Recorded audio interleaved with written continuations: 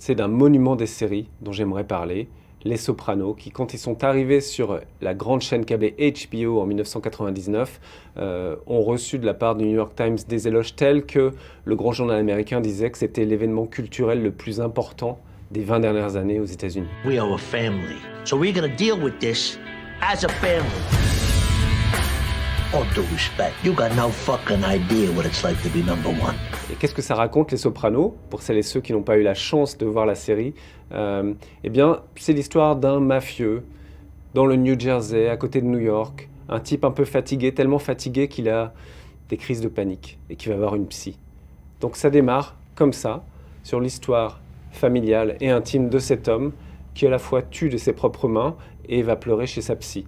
Et ça se déploie pendant 6 saisons qui sont presque inégalées dans l'histoire des séries.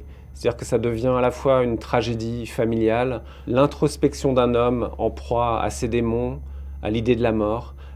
Et c'est une véritable odyssée, en réalité, Les Sopranos. C'est comme ça qu'on peut la voir aujourd'hui. Elle nous accompagne toujours, presque 15 ans après sa fin, après cet écran noir qui est venu nous rappeler que c'est à nous maintenant de construire notre histoire avec les séries et notre histoire avec la vie, avec nous-mêmes. C'est vraiment une grande série philosophique, une grande série politique, l'une des plus grandes séries de tous les temps.